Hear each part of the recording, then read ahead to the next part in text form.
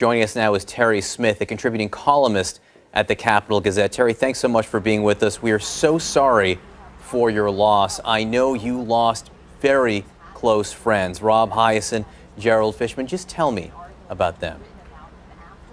That's true. I worked regularly with Gerald Fishman, who was a gifted writer and a conscientious, terrific editor. Rob Hyacin was a delight. A very funny man, like his famous brother Carl Hyacin, and just a pleasure to know and to work with and to be around.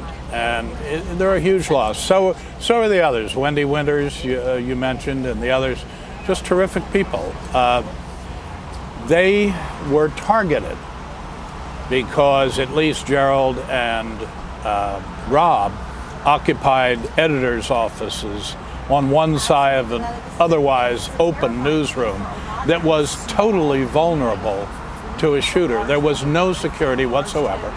You simply walked into what is a big office building, turned right, left. There were two glass doors, which he shot his way through. And then there's a big open newsroom with altogether 170 people in there, although you don't see them all right away. He was very deliberate the shooter was, in going to the left and down the row of editors' offices.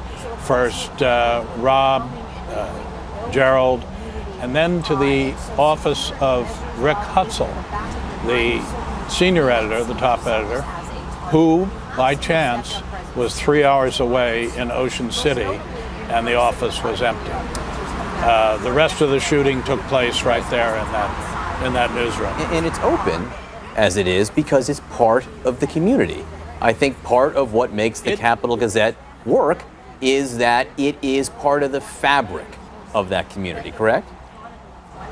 I think you're really right about that. I think the architecture, the layout, and the openness were deliberate.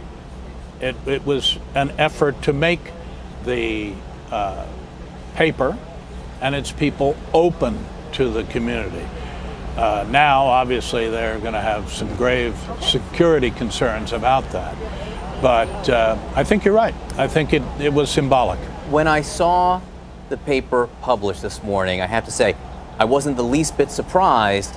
Still, it took my breath away. I wonder what your reaction was when you saw the Capital Gazette published mere hours after 5 of its employees were murdered. It was stunning to me. Not just the headline, not just the pictures across the top, but if you looked inside the editorial page, blank. And the first line, "We are speechless today." And then the last line, extraordinary. And then the last line is, "We will publish tomorrow for our readers that they might be better citizens." That struck me as well. Exactly. That's the mission of that paper. Very, very effective. I did speak with Rick Hutzel, the editor, as he was on his way back yesterday, 3 hours away in Ocean City. And from the first moment, he was determined to publish this morning, despite all that had gone on. It's because that's what a newspaper does. That's what journalism is, which gets me to this question. Look, you'd have to be blind and have not listened to anything for the last couple years to have not witnessed the changing tenor in this country. Do you think that played a role here, or do you fear it puts journalism at risk? Yes. It's totally speculative what effect that had on Ramos, the shooter, obviously. But let's face it, the atmosphere has changed. It's acrimonious. There's a wide attack on the media going on, and we're in an era of repeated mass shootings. Did either of those facts stimulate the shooter to do what he did yesterday? I cannot say. Just spoke with the police chief minutes ago here this morning.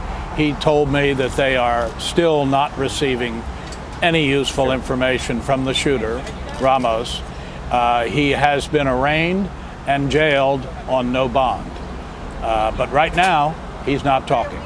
And we don't know if there was a direct connection there, but what we do know, and what you know, obviously, from your work, is that journalists are not the enemy of the people, correct? They are not the enemy of the people. They are the people, part of the people. And in my obviously biased view, their function is really important in a time especially like this, when from the very top there is a full-scale war on the press and a war on the First Amendment, if you like. And so I think it's never been more important, and in some ways never more difficult. I think that sums it up perfectly. Never more important, never more difficult. Terry Smith, we thank you for being with us. We are very sorry for your loss this morning. My pleasure.